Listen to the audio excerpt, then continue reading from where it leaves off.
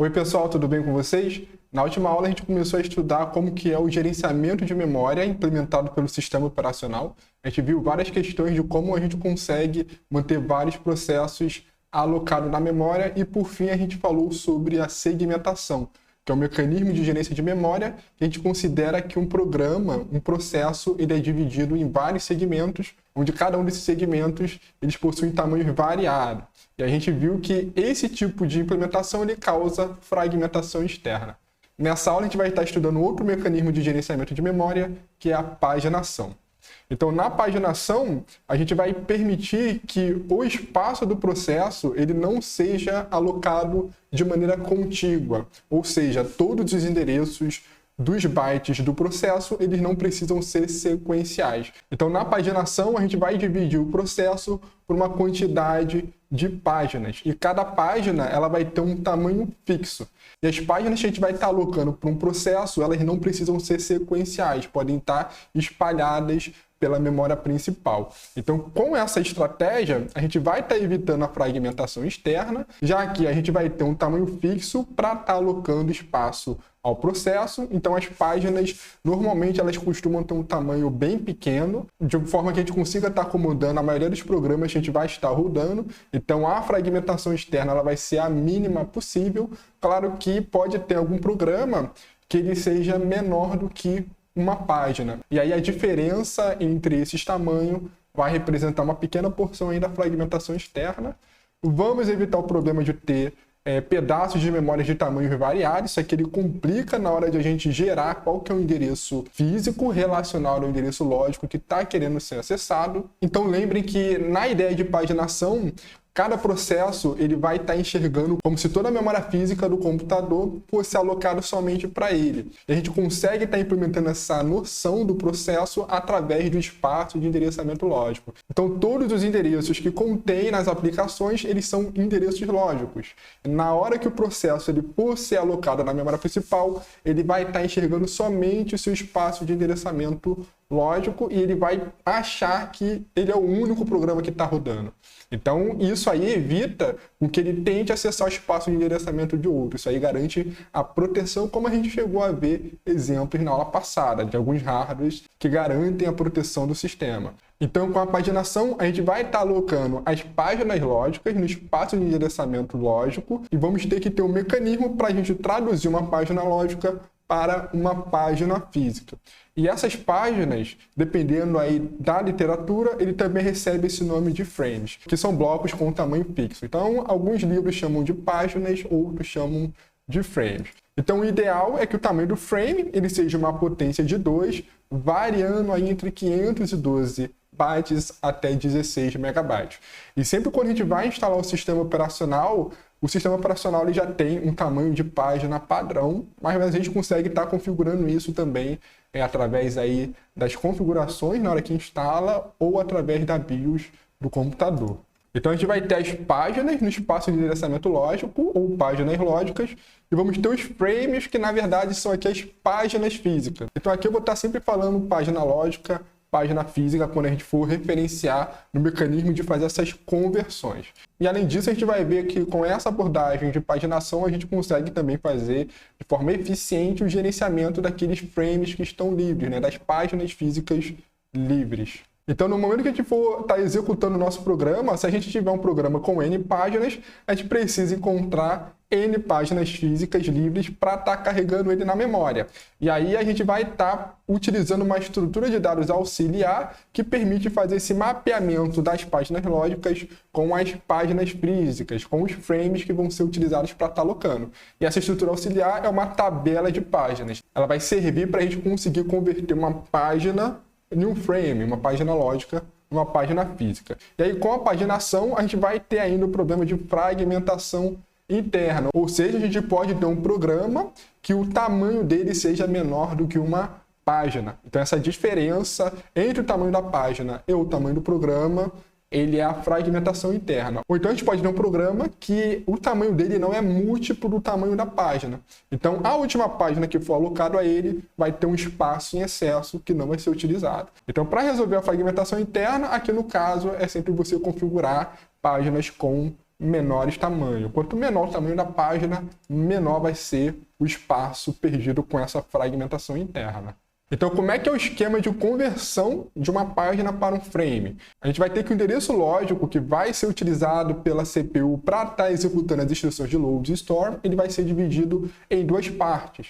A primeira parte vai ser o número da página, a página lógica, e a segunda parte vai ser o deslocamento da página. Então, a página ela é um bloco de dados que ela contém vários bytes que estão armazenados na memória. Só que a instrução do processador, como a gente viu desde as aulas que a gente viu o ISA do RISC-V, que as instruções elas acessam uma word, que corresponde a 4 bytes ou 8 bytes por ciclo de CPU. Então, a gente precisa desse deslocamento para saber quais dessas words dentro de uma página que está querendo ser acessada pela instrução. E a gente vai ter essa divisão. O número da página é sempre os bits mais significativos e o offset, que é o deslocamento, são os bits menos significativos. E aí esse número da página ele vai ser utilizado para a gente selecionar a linha da tabela de página onde a gente vai estar fazendo a conversão para os frames que são alocados a esse endereço, a essa página lógica. Então aqui a gente vai ter um esquema de como funcionaria. Então na CPU a gente vai estar submetendo ao sistema de memória um endereço lógico a ser acessado. Esse endereço lógico ele vai ser dividido em duas partes. A parte P, que é o número de páginas, e a parte D, que é o deslocamento de words dentro dessa página.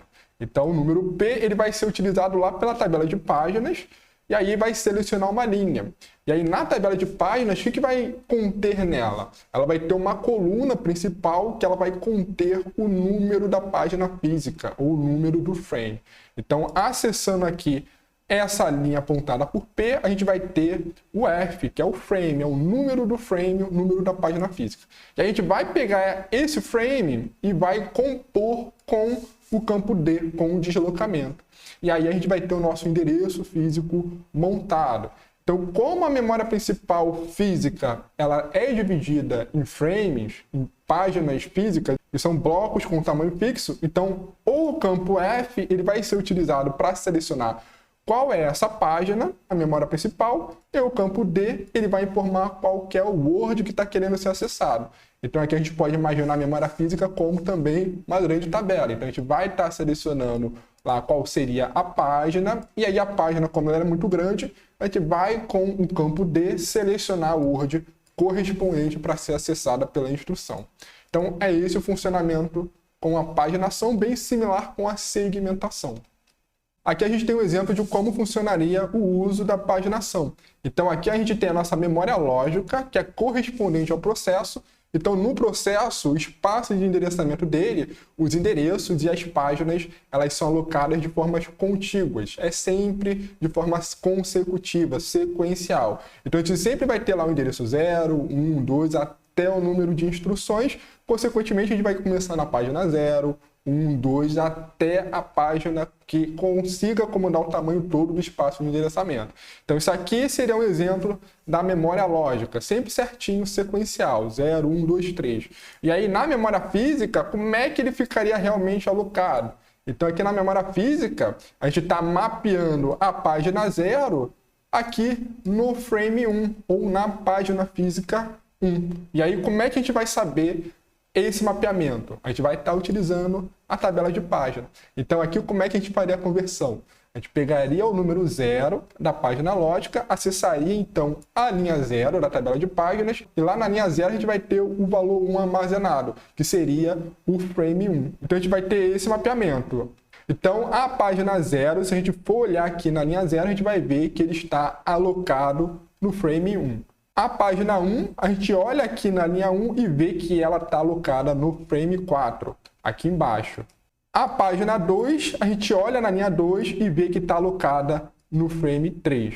E a página 3, se a gente for olhar na última linha, ela está alocada no frame 7. Então repare que com esse esquema de paginação, as páginas elas podem ser armazenadas em endereços diferentes, não necessariamente contíguos, consecutivos. A gente percebe aqui que, por exemplo, a gente vai ter alguns espaços. O frame 0 ele não foi usado, o frame 2, o frame 5 e 6. E perceba que, por mais que o espaço de endereçamento lógico eles estão sendo armazenados consecutivamente, não necessariamente as páginas estão numa ordem sequencial, uma ordem consecutiva. Então a gente vê aqui, ó, pela ordem, a gente tem a página 0, depois a página 2, depois página 1 e página 3. Eles não estão consecutivos. Então esse tipo de mecanismo ele é muito eficiente, principalmente quando a gente quer dar o suporte ao swap que a gente viu na aula passada, onde o processo ele pode migrar da memória principal para o disco e vice-versa. Então esse esquema ele permite você conseguir acomodar essas páginas em locais diferentes e não contíguos da memória principal. Então aqui a gente tem outro exemplo de como a paginação funciona. Então aqui na memória lógica a gente vai ter aqui os endereços de 0 até 15. Então nesse esquema, cada página vai acomodar 4 endereços e cada endereço ele vai armazenar um caractere, ele vai armazenar 1 byte. Então cada página vai ter 4 bytes aqui nesse nosso exemplo. Então, o que a gente pode perceber é que por mais que os locais das páginas e os frames sejam diferentes, o conteúdo vai ser o mesmo. Então, essa primeira página é a página 0. Para a gente saber qual que é o frame que ela está sendo alocada, a gente vai olhar na tabela de páginas, a linha 0, e a gente vai ver que essa página 0 vai estar no frame 5. Então, a gente vai aqui no frame 5, e vamos ver ele alocado. O frame 5 ele vai do 20 até o 24, porque aqui nesse exemplo, cada página tem 4 bytes. Então aqui a gente percebe que o conteúdo das páginas eles sempre vão ser o mesmo. Aqui na página lógica vai ter de A, B, C, D, e no frame físico ele vai ter A, B, C, D. O que vai mudar é a localização exata na memória física. A gente percebe no segundo exemplo, a segunda página está mapeada aqui no frame 6, que começa no endereço 24. Então a gente percebe aqui o conteúdo da página lógica aqui na página física, no frame.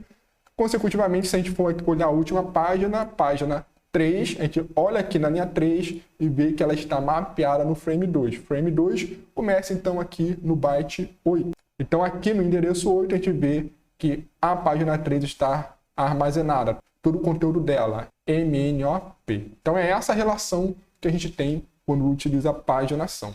E aí como é que fica a gerência de frames livres? Então a gente vai ter a memória principal inicialmente vazia, e aí no momento que a gente for estar alocando o processo, ele vai ter já a quantidade de páginas definida, e aí o loader ele vai pedir ao sistema operacional alguns frames que vão estar livres. E aí conforme forem sendo atribuídos frames a esse processo que está iniciando, a gente vai preenchendo ele na tabela de página. Então aqui, por exemplo, a gente pode ter uma lista de frames livres, a gente vai pegando ele conforme a ordem da pilha. Então o primeiro que foi alocado vai ser o primeiro que foi selecionado. Então se a gente for perceber aqui, ó, a gente pode ter essa lista de frames, né? E aí a gente vai pegando do topo dela. Então antes de a gente começar a alocação desse processo, que tem aqui as páginas de 0 a 3, a gente vai ter a memória principal vazia. E aí depois da alocação, a gente vai pegando dessa lista de frames livres. Então aqui a gente pegou sempre que está aqui no topo. Então aqui, ó, repare que a página 0 começou a ser armazenada com o frame 14. Então página 0 foi com o frame 14.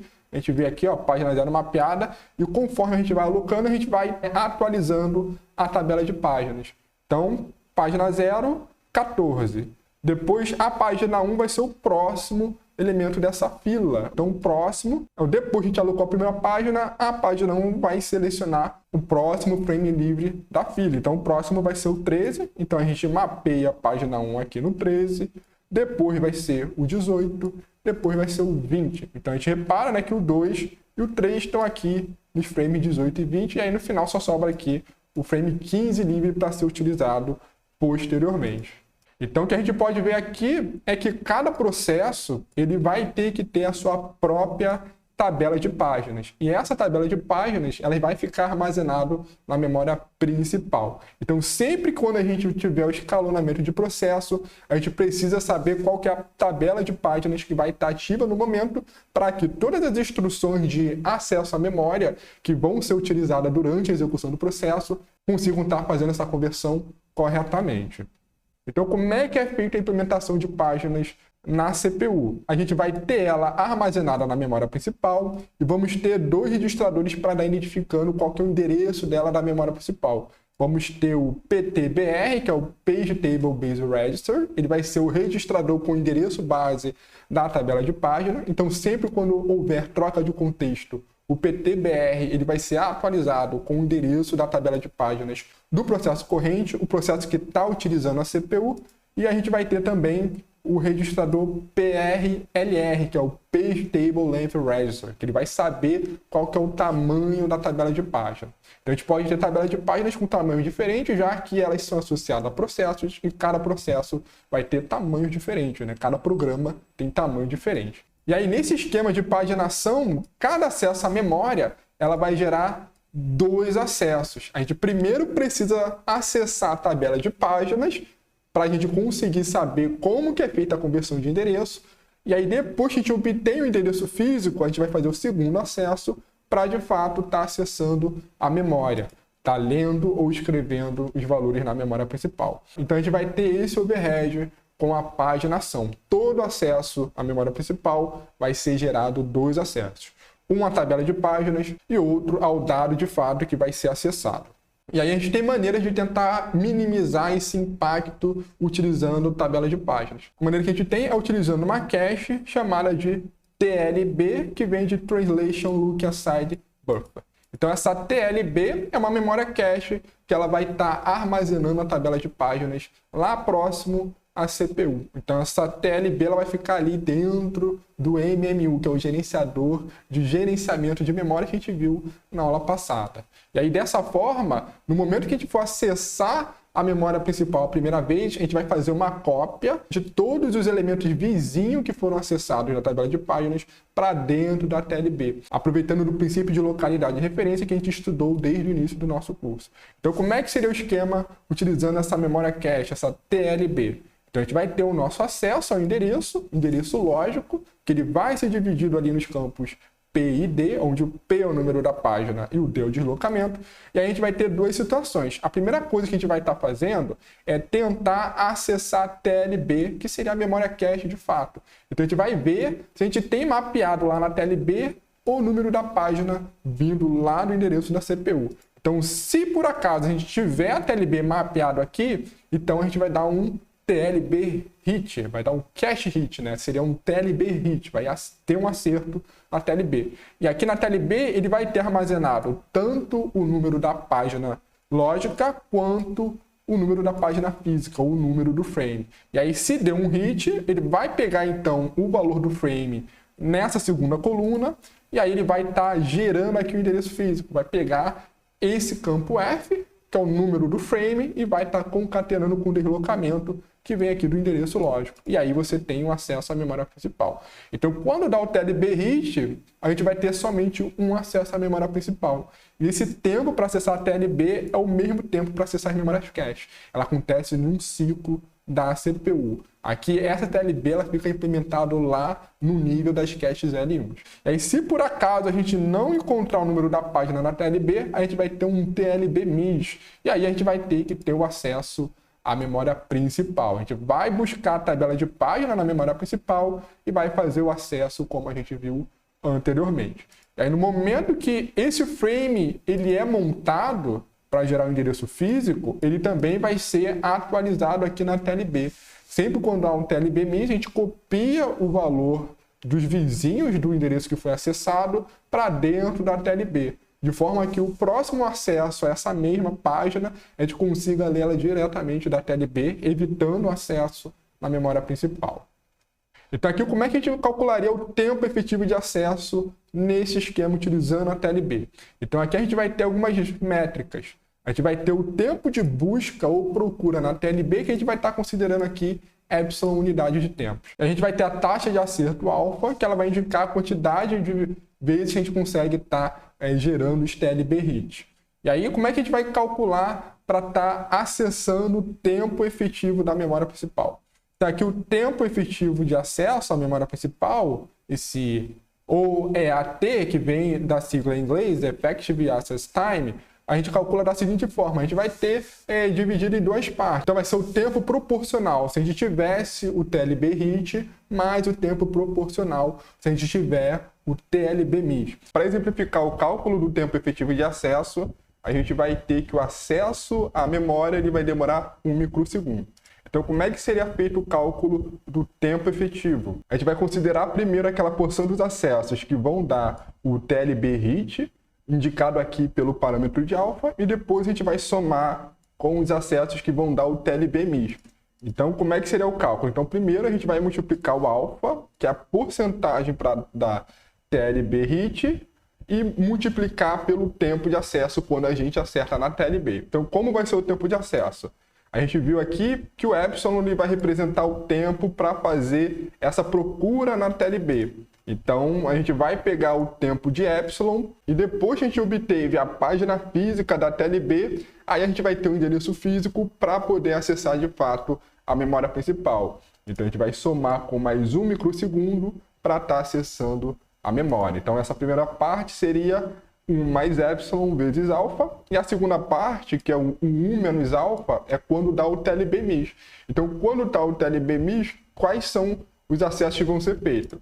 Para a gente determinar se vai dar o TLB miss ou não, a gente vai precisar acessar a TLB, então vai demorar aí o epsilon segundos, para estar verificando se existe a página virtual dentro da TLB. Se deu miss, aí a gente vai ter que fazer os acessos normais. Então, vamos ter que fazer 2 acessos à memória principal. O primeiro acesso para a gente estar lendo a tabela de páginas, e aí gerando o endereço físico para ser acessado. E o segundo acesso é para a gente estar buscando, de fato, no espaço de endereçamento físico, o dado a ser acessado. Então, aqui vai ser mais 2 microsegundos. 1 microsegundo para cada acesso. E resolvendo essa expressão, a gente vai encontrar no final que o tempo de acesso vai ser igual a 2 mais epsilon menos alfa. Então é assim que a gente vai estar fazendo para calcular o tempo efetivo de acesso usando tabela de páginas. Então como é que ficaria a proteção na memória? Então da mesma forma como a gente viu na tabela de segmentos, a gente precisa estar indicando lá na tabela de páginas algum bit para dizer se a gente consegue estar acessando ou não. A gente viu quando falamos de alocação contíguas que a memória é dividida em 2 grandes partições, a área do sistema operacional e a área de usuário. E aí para a gente conseguir evitar que processos de usuário acessem alguma região indesejada, área do sistema operacional, por exemplo, a gente vai ter o bit de válido, que ele vai estar indicando se a instrução que está executando na CPU vai poder acessar essa memória ou não. Então esse bit válido e inválido ele vai estar lá na tabela de página, indicando se a página ela está válida ou não. Aqui a gente vai ter um exemplo de como seria um funcionamento. Então aqui à esquerda a gente vai ter o espaço de endereçamento lógico do programa que vai estar rodando. Então, inicialmente, esse espaço de endereçamento lógico ele não está alocado na memória principal. Então, o bit válido correspondente à tabela de páginas desse processo, ele vai estar tudo inválido. E aí, conforme a gente vai alocando espaço, ele vai dar os misses na tabela de página. E aí você vai começar a alocar ele. Então, aqui nesse exemplo, a gente vai ter o total de 5 páginas, só que a nossa tabela de páginas ela vai estar endereçando de 0 a 7 páginas. Então aqui a gente pode estar vendo que o que foi alocado de fato foi das páginas 0 até a página 5. E aqui ao lado a gente pode ver um mapeamento com a memória física de fato. Então aqui a página 0 ela está no frame 2, né, na página física 2, página 1 está no frame 3, página 2 está no 4 e assim sucessivamente. E aí repare que a gente tem aqui 2 páginas que elas não estão alocadas, e aí consequentemente o bit válido ele vai estar igual a 0, ele vai estar apontando que está inválido. Então esse bit válido ele é utilizado para saber se a página está alocada ou não. E aí se não tiver alocado, isso vai impedir o acesso à página. A gente pode ter também páginas compartilhadas, ou seja, a gente vai ter processos diferentes que eles compartilham o mesmo código, uma mesma parte, uma mesma porção de algum código. Então esse código compartilhado ele é uma cópia somente de leitura, normalmente utilizado aí em editores de texto, compiladores, sistemas de janelas. Esse código ele deve estar no mesmo local de espaço de endereçamento lógico de todos os processos. Então ele tem que seguir uma certa ordem. E aí no momento que a gente for alocar na memória física, a gente não precisa ter uma cópia separada para cada uma dessa parte que é compartilhada. A gente pode ter diferentes endereços lógicos mapeando para a mesma página física. Em contrapartida, a gente pode ter códigos e dados privados, que aí são aquele código que precisa ser alterado pelo programa. Então a gente vai ter que cada processo vai ter uma cópia separada do código e a ordem dessas páginas no espaço de endereçamento lógico não precisa estar ordenada.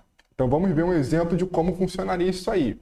Aqui a gente vai ter 3 processos. Então o processo P1, ele vai ter essas regiões de código, vai ter aqui o ED1, ED2, ED3 e o DATA1.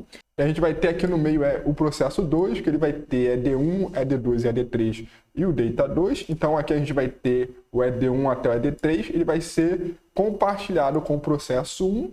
E vamos ter o processo 3 aqui embaixo, que ele vai ter o ED1 até o ED3 e vai ter o DATA3. Então a gente repara aqui que nesse exemplo, ED1, ED2 e ED3, eles vão ser códigos compartilhados. Então as páginas correspondentes a essa porção de código, elas vão ser compartilhadas no endereçamento físico. Então se a gente for ver a tabela de página de qualquer processo, a gente vê aqui, considerando que cada um desses ED1, ED2 e ED3 é uma única página, o que a gente pode observar? Então, o ED1, ele seria, então, a primeira linha, a primeira página. Então, ele estaria mapeado aqui, no frame 3, na página física 3. Então, a gente repara que para todo o processo, o ED1 vai estar na mesma página física. ED2 vai estar no frame 4, ED3 vai estar no frame 6. Então, vamos olhar as outras tabelas de página, a gente vê que todo mundo está mapeando ED1, ED2 e ED3 no frame 3, 4 e 6. Então, aqui a gente pode observar isso. E o Data 1, 2, 3 são mapeadas em frames diferentes. Então, se a gente observar aqui do lado, como é que a gente vai ter a memória principal? Vamos ter ED1, ED2 e ED3, somente uma cópia deles. Essa porção do código vai ser compartilhada pelos processos 1, 2 e 3 e vamos ter depois a parte do código que é privada de cada um dos processos, Data 1, Data 2 e o Data 3.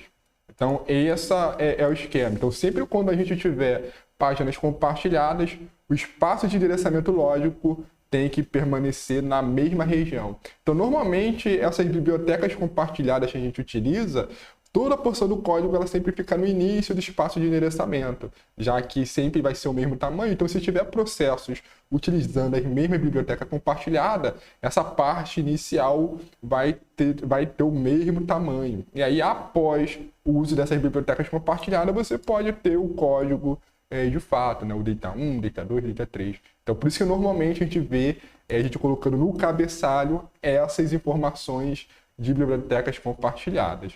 Agora a gente vai ver algumas formas de a gente conseguir melhorar o uso de tabelas de páginas. Vamos ver algumas técnicas de paginação para tentar reduzir o consumo. Então a gente vai estar vendo que quanto mais memória principal a gente tiver para estar alocando para um determinado processo, o tamanho da tabela de página ela vai ser muito grande. E aí ela começa a ficar inviável para alguns computadores. Então a gente vai ter algumas técnicas para tentar contornar isso. A gente vai ver a paginação hierárquica, a paginação por hash e, por fim, como que funciona uma tabela de página invertida.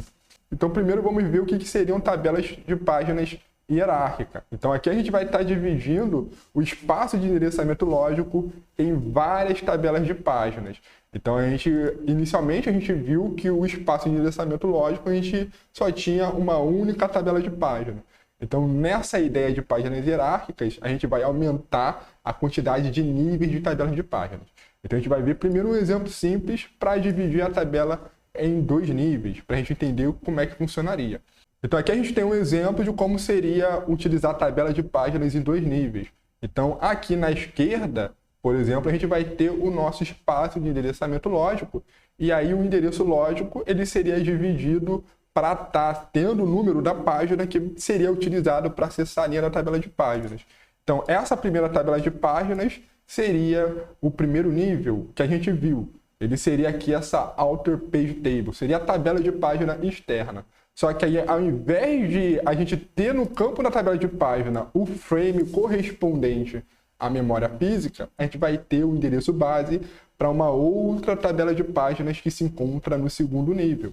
Então, repare aqui que no momento que a gente acessar uma linha da tabela de página externa, a gente vai ter agora um novo endereço para uma outra tabela de páginas aqui no segundo nível. Então aqui, por exemplo, nessa segunda linha, você teria um endereço agora para essa segunda tabela de páginas. E aí depois que a gente acessa essa segunda tabela de página, agora a gente vai ter um novo número de página lógica para estar acessando essa segunda tabela.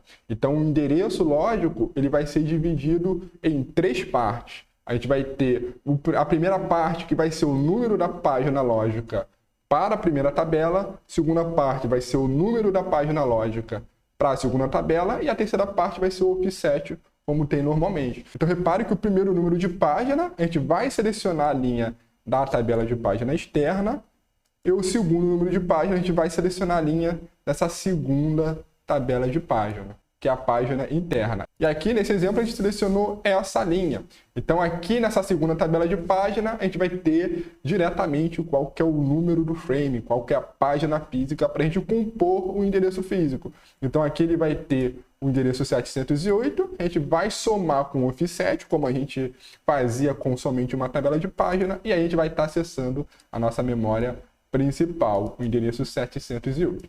Então, nesse esquema, repare que cada linha da primeira tabela de página externa vai estar apontando para uma tabela de páginas diferente. Então, a gente vai ter um grande número de tabelas de páginas aqui no segundo nível, só que essas tabelas de páginas elas vão ser menores. Então, vamos ver um exemplo mais prático para a gente enxergar o benefício de você ter uma tabela de página em 2 níveis, ao invés de ter uma tabela de página em um único nível. Então vamos considerar o endereço lógico em uma máquina de 32 bits com tamanho de página de 1 KB. Então como que a gente dividiria se fosse em um único nível? Então 32 bits, o que a gente faria? Então numa máquina de 32 bits, para a gente determinar a quantidade reservada para o número de página, a gente precisa subtrair a quantidade do tamanho da página. Então 1 KB ele vai ser igual a 2 elevado a 10. Então a gente precisa de 10 bits para estar endereçando uma página de 1 KB. Então o restante que sobrar vai ser o número de página. A gente vai pegar 32 bits menos os 10 bits do tamanho da página. Então o deslocamento da página, o offset, ele vai ter os 10 bits para estar endereçando todos os bytes correspondente a 1 KB da página, e o restante, para completar os 32 bits, vai ser utilizado para a gente obter o número da página lógica e poder mapear. Então assim seria a forma de a gente estar definindo o tamanho do número de páginas, considerando uma tabela de páginas de um nível. Então se a gente tiver um número de páginas agora de 2 níveis, como é que seria?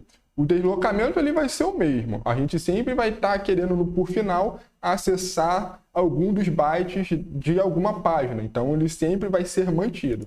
Então, para a gente começar a dividir em outros níveis, a gente vai sempre utilizar o número da página lógica definido inicialmente. Então, a gente vai pegar esses 22 bits e vamos quebrar ele na quantidade de níveis de páginas que a gente vai querer suportar. Então, nesse nosso exemplo aqui embaixo, a gente vai pegar esses 22 bits e vai dividir da segunda forma. Então, agora, para acessar o primeiro nível, a gente vai estar utilizando 12 bits, que vai representar o número de páginas, e o restante, os 10 bits, ele vai ser utilizado para fazer o deslocamento na segunda tabela de páginas. Ele vai ser um novo número de páginas para a tabela mais interna. Então, nesse esquema, como é que ficaria? A gente vai ter o formato de endereço dessa forma. Agora, o endereço lógico de 32 bits, ele vai ser dividido em 3 partes. Então, aqui a parte P1 vai ser o primeiro número de página para a tabela mais externa, a tabela de primeiro nível. Vai ser reservado aqui 12 bits para essa primeira tabela. O segundo campo, P2, ele vai ser o segundo número de página, que vai ser reservado agora a 10 bits. E o terceiro campo vai ser o offset, que vai ser aqui o campo D, que vai ter 10 bits. Então, repare que os dois primeiros campos, eles correspondem ao número de páginas. Cada um uma tabela de página em níveis diferentes. Então, o P1 ele vai ser o índice da tabela mais externa, P2 vai ser o índice da segunda tabela que vai ser acessada através de um endereço armazenado à tabela de página do nível 1. Então, aqui como é que seria o esquema de tradução? A gente vai ter a tabela externa, tabela de primeiro nível, a tabela de segundo nível e aqui a memória principal. Então, primeiro, a gente vai ter o nosso endereço lógico, a gente vai estar utilizando o primeiro campo do número da página. Vamos estar utilizando o P1. Então, o P1 vai ser utilizado para estar acessando a primeira tabela, selecionando essa linha. Essa linha vai ter o endereço base de alguma tabela de página, então a gente vai pegar esse endereço base, acessa a tabela de página e vamos utilizar o P2 como índice. Feito isso, a gente vai estar acessando essa linha da segunda tabela de página. E aqui, sempre no último nível, ele vai conter qual que é o número do frame, qual que é o número da página física para formar um endereço físico e a gente utilizar ele para acessar o dado na memória principal. Então aqui a gente vai estar formando o endereço físico, somando aqui com o campo de offset, e aí a gente vai estar acessando a página física armazenada na memória principal. Então agora a gente vai ter essa etapa a mais, né, essa consulta a mais à tabela de página. Então a gente pode perceber que quanto mais níveis a gente tiver, mais acessos à memória principal a gente vai precisar fazer. A gente tinha visto que com um nível a gente precisava de 2 acessos à memória principal. Agora com 2 níveis são 3 acessos à memória principal. O primeiro para consultar qual que é a primeira tabela de página, o segundo para buscar o valor na segunda tabela de página e o terceiro para acessar a memória principal de fato usando o endereço físico. Então aqui a gente tem um exemplo de como seria o uso de tabela de páginas com arquitetura de 64 bits. Como é que a gente poderia fazer? Então a gente vai ver que com 64 bits, esse esquema de 2 níveis ele não vai ser suficiente para a gente utilizar na tabela de páginas. Então vamos considerar aqui nesse exemplo que o tamanho da página ele é 4 KB. Então 4 KB ele vai ser igual a 2 elevado a 12. Então para a gente conseguir endereçar todos os bytes dessa página, a gente vai precisar de 12 bits. Então os restantes dos bits vão ser reservados para o número de página. Então a gente pega lá o 64 menos esses 12 bits, a gente vai ter que o número de páginas vai ser 52 bits. Então, o total de páginas que a gente vai ter na tabela de páginas vai ser 2 elevado a 52. Então, 2 elevado a 52 é um número muito grande para uma única tabela de página. Então, se a gente for lembrar lá como é que a gente converteria em bytes, então com 2 elevado a 52, a gente chegaria a 4 pentabytes, que é uma quantidade muito grande de armazenamento. Isso aí é mais do que terabyte. A gente já chega aqui a pentabytes. Lembrando que 1 pentabyte é igual a 1024 terabytes. Então, é inviável a gente ter essa quantidade toda de números de páginas, 2 elevado a 52. Então, isso aqui, uma única tabela de página, ia ter um espaço absurdo. E hoje em dia a gente não encontra uma memória principal que chegue na casa dos terabytes, muito menos na casa dos pentabytes. Então é inviável a gente ter um único nível na arquitetura de 64 bits. E aí, se a gente agora for dividir em 2 níveis, a gente pode considerar então que a tabela mais interna ela vai ter 2 elevado a 10 entradas. Então a gente vai reservar esses 52 bits, a gente vai particionar 10 bits para a tabela interna e o restante para a tabela externa. E aí a gente vai ter essa configuração. Então a gente vai ter que o número de páginas para a tabela externa vai ter 42 bits e a tabela interna vai ter 10 bits. Então aqui nesse cenário a gente percebe que somente para essa primeira tabela mais externa a gente precisaria então de 2 elevado a 42 entradas, que isso aqui também é inviável, chega aos terabytes. Isso aqui a gente precisaria de 4 terabytes somente para armazenar essa tabela externa, sem contabilizar as tabelas internas. Então essas duas soluções elas são inviáveis para a arquitetura de 64 bits. Tabela de páginas de um nível e de 2 níveis. Então a solução é adicionar uma segunda tabela de página externa. Então a gente vai estar vendo o esquema agora de tabela de páginas de 3 níveis. E aí como é que seria a ideia? Então aqui a gente tem como é que era a configuração de 2 níveis. A gente vai simplesmente olhar a tabela mais externa e vai particionar ela. Então aqui o campo de P1, que tem 42 bits, agora a gente vai quebrar esse campo para ter mais um nível. E aí a gente pode ter essa situação. A gente vai ter agora P1 com tamanho de 32 bits, vamos ter P2 com 10 bits e agora P3 com 10 bits também. Então dessa forma, a gente agora vai ter 3 níveis, né? E vamos ter 2 tabelas de páginas externas. E a tabela interna é o que vai estar armazenando o número do frame que a gente vai estar gerando o endereço físico. Então aqui nesse esquema a gente vai precisar de 4 acessos à memória principal. Então a gente vai precisar de um acesso para a primeira tabela de página, depois para a segunda tabela, depois para a terceira tabela e, de fato, o 4º acesso vai ser para acessar o dado no espaço de endereçamento físico. Então aqui a gente já percebe que o tamanho para a primeira tabela aqui de espaço, ele precisaria então de 2 elevado a 32 entradas. Isso aqui ainda é um tamanho muito grande, daria por volta de 4 GB, mas aí é mais viável do que as soluções anteriores. Então é essa abordagem aqui que é utilizado nas arquiteturas de 64 bits. Agora a gente vai ver como é que seria uma outra forma de construir a tabela de páginas utilizando funções hashes. Então essa abordagem de tabela de páginas com hashes, ela vai ser mais utilizada quando o endereço lógico ele for maior do que 32 bits. Já que utilizando somente o único nível de tabela de páginas, a gente consome muita memória para estar armazenando a tabela de páginas na memória principal. Então normalmente a gente tem essa ideia de utilizar hash porque é comum quando a tabela de páginas é muito grande, a gente ter muitas entradas que vão ficar vazias. Então, utilizando esse esquema de hash, a gente quer tentar preencher o máximo possível todas as entradas dessa tabela de página.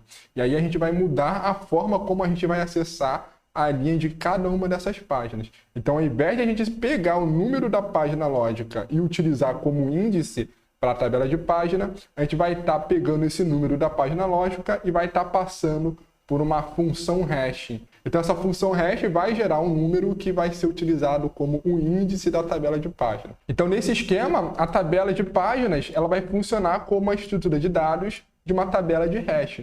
Então isso significa que vai ter algumas situações que os números de páginas virtuais eles vão colidir com o mesmo endereço quando a gente gerar o valor dessa função hash. Então nessas situações que tiver colisão, a gente vai estar verificando os próximos endereços a partir do índice determinado pela função hash. Então para a gente conseguir contornar com as colisões, cada entrada da tabela de página ela vai ter um ponteiro para a próxima página que deve ser pesquisada. Então é como se fosse uma lista encadeada aberta. No momento que há colisão, a gente vai criando um nó na lista encadeada que vai ser acessado a partir desse primeiro endereço. E aí, para a gente conseguir ter esse controle quando há ocorrência de colisões, a gente vai precisar alterar o que é armazenado na tabela de páginas. Então, antes a gente tinha somente o número do frame sendo armazenado e os bits de controle. Então, agora a gente vai precisar armazenar mais dois campos. A gente vai estar armazenando qual que é o número da página virtual, que é exatamente o campo utilizado pela função hash, que é exatamente o campo utilizado na função hash. A gente vai estar armazenando o número da página física, como a gente tinha anteriormente. A gente vai ter agora um terceiro campo, que ele vai estar indicando qual que é a próxima página que vai ter que ser pesquisada, qual que é o índice da próxima linha da tabela a ser pesquisada, caso você não tenha encontrado a linha correspondente da página física que está sendo acessada. Então aqui esse terceiro campo ele vai ser o ponteiro para a próxima entrada da tabela. Então como agora a gente não está utilizando o número da página virtual para selecionar a linha da tabela, a gente vai precisar fazer uma busca a partir do endereço gerado pela função hash. Então a gente sempre vai estar cada linha conferindo se o número da página virtual ele é igual ao número da página virtual do endereço lógico. Então se for igual, significa que você encontrou a linha correspondente ao endereço lógico. Se for diferente, você vai olhar a página seguinte. Então você vai utilizar esse terceiro campo, que ele vai ser um índice para a tabela. E aí você vai olhar agora essa linha na tabela e vai verificar novamente. Vai verificar se o número da página virtual é igual ao número da página do endereço lógico. Então você vai fazendo essa busca até você achar a página física correspondente. Achou, você vai utilizar esse número de página física para gerar um endereço lógico. Então agora a gente vai ter um esquema um pouco diferente. Então aqui a gente vai ter esse exemplo. Então o nosso endereço lógico, ele continua sendo dividido em duas partes. A gente vai ter a parte que é o número da página lógica e vamos ter o offset, que é o deslocamento da página. Então a gente vai pegar agora esse número da página lógica, ao invés de utilizar ele diretamente para acessar a tabela de páginas, a gente agora vai usar uma função hash. Então essa função hash recebe como entrada o número da página lógica e ele vai produzir algum número de saída. E esse número produzido pela função hash é que vai ser o índice da tabela de página. Então a gente vai estar acessando aqui algum valor, por exemplo. Então, supondo aqui que a página tem o número 10, essa função hash pode gerar aqui o ID 0. Então, para saber se o ID 0 ele é da página 10, a gente vai ter que conferir o campo da página virtual. Então aqui, reparem que aqui a gente vai ter que cada uma dessas entradas vai ter esses três campos. Então o campo Q ele vai ser comparado com o campo P. Tá? Esse primeiro campo é o número da página virtual. Então se a gente, no exemplo, encontrar aqui na linha 0 esse Q é igual a 10, igual ao campo P que a gente está querendo acessar, então significa que a gente encontrou a página lógica.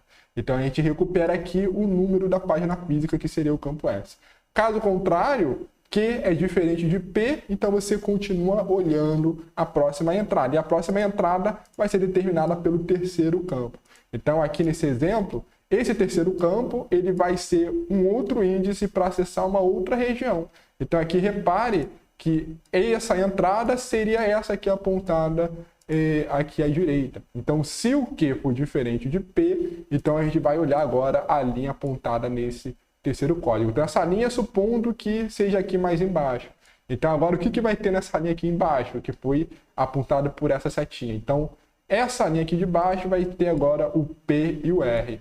E aqui a gente vê que o P ele vai ser igual a P, então bateu o número da página virtual. Então, como é que a gente vai gerar o endereço físico? A gente vai pegar então o campo R. O campo R vai ser agora o número do frame, o número da página física.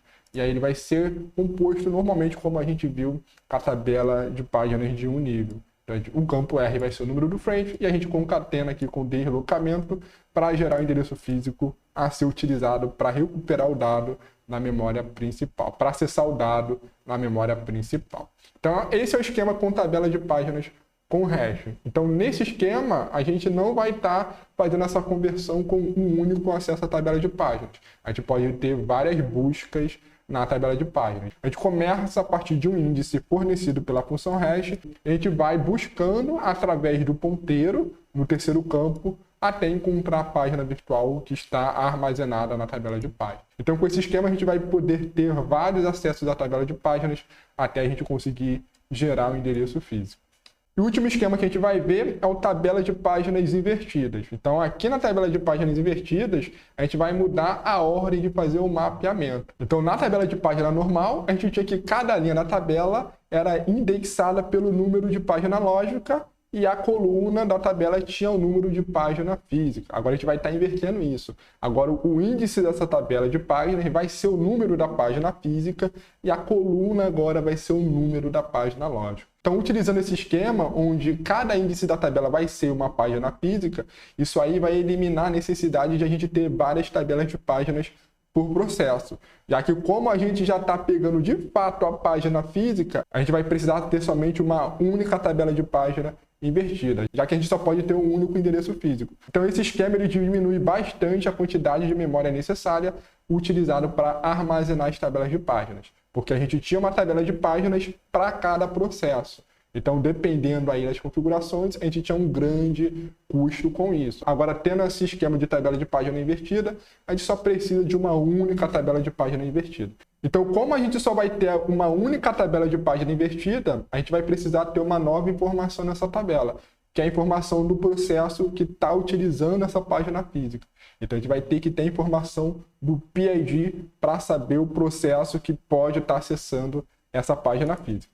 Então, nesse esquema, a gente vai estar utilizando tabelas hashes para estar limitando a procura nessa tabela de páginas. Então, repare que como agora a gente tem um índice de tabela de páginas físicas, a gente não consegue fazer a ligação direta, já que a CPU ela sempre está utilizando o endereço lógico. Então, ela vai ter o número de página lógica e o offset. Então, a gente não consegue utilizar agora esse número de página lógico para estar indexando nessa tabela, já que ela é indexada pela página física. Então, a gente precisa de uma função hash, de uma tabela hash, para estar informando para a gente qual que seria o primeiro endereço para a gente tentar procurar a página física correspondente.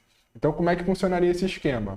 Então, aqui nesse exemplo, a gente vai ter que a CPU vai estar executando uma instrução de load ou store, e aqui a gente vai ter o nosso endereço lógico. Agora, o nosso endereço lógico ele vai ser quebrado em 3 campos. O primeiro, ele vai ser qual que é o PID do processo. Isso aqui é o identificador do processo para a gente conseguir garantir a proteção. E também para a gente conseguir diferenciar o segundo campo, que é o campo P, que seria a página lógica. Então a gente sabe que cada processo ele vai ter a visão que toda a memória principal está alocada para ele. Então a primeira instrução de todo o processo começa no endereço 0. Então como esse campo P, a maioria das vezes vai ser igual para todos os processos, a gente precisa do campo do PID para estar diferenciando esses endereços. E assim a gente não está acessando o endereço indevido, o endereço de outro processo. Então, a gente precisa aqui do PID com o número da página lógica e aqui vai ter o campo offset. Então, como agora aqui os índices são as páginas físicas, a gente não consegue estar acessando diretamente. Então, a solução mais trivial é a gente começar do índice 0, ou seja, da página física 0, verificando os campos. Então, lá nessa tabela de página invertida, a gente vai ter a informação de dois campos. A gente vai ter a informação do PID e do número da página lógica. A gente não vai ter a informação do número do frame, porque o número do frame ele é um índice da tabela. Seria aqui esse I. Então, no momento que a gente encontrar qual que é a linha que tem o PID e o número da página lógica correspondente com o endereço lógico, a gente encontrou a página física. A página física vai ser o índice dessa linha que a gente encontrou. Então, nesse esquema, a gente vai varrendo essa tabela invertida, começando do índice 0 até a gente fazer esse match, até a gente encontrar uma linha que tenha o PID igual ao do endereço e o número P, que é o número da página lógica, igual ao do endereço lógico. Então, no momento que a gente encontrar uma linha da tabela com essas duas igualdades, a gente vai pegar qual que é o índice da tabela, que aqui vai ser o índice I, e esse índice I vai ser o número da página física. A gente vai estar utilizando ele, concatenando com o offset para gerar o endereço físico. Então, repare que nesse esquema, a gente vai ter que fazer uma busca de uma tabela. E aí a gente pode utilizar tabelas hashes para estar reduzindo a quantidade de busca. Porque imagina aí a gente ter 1 milhão de tabelas de páginas físicas, a gente vai fazer uma busca de 1 milhão de elementos. Então, normalmente são utilizadas funções hashes eficientes para estar diminuindo a quantidade de busca, né? Normalmente a gente vai estar dividindo essa tabela invertida em vários grupos e uma tabela hash vai conseguir gerar um endereço para grupos específicos. Mas a ideia geral é essa. E aí o endereço físico formado a gente acessa normalmente a memória principal. Então nessa aula a gente terminou de ver como é que funciona o esquema de gerência de memória utilizando paginação, que é a técnica mais utilizada hoje em dia nos sistemas operacionais. Todos eles utilizam a paginação e alguns processadores eles utilizam uma mescla da paginação com a segmentação. Então a primeira parte da tradução de endereços utiliza a segmentação e a parte final utiliza a paginação. Normalmente é utilizada a paginação de 3 ou mais níveis. Isso aí vai depender do sistema operacional. Normalmente processadores da Intel a gente chega aí de 4 a 5 níveis de tabelas de página. Na próxima aula a gente vai começar a falar sobre o assunto de memória virtual, como que isso é implementado com base na paginação. E a gente vai ver alguns problemas associados quando tem o suporte ao mecanismo de swap. A gente vai ver como o sistema operacional lida com isso. Então, pessoal, vou ficando por aqui e até mais.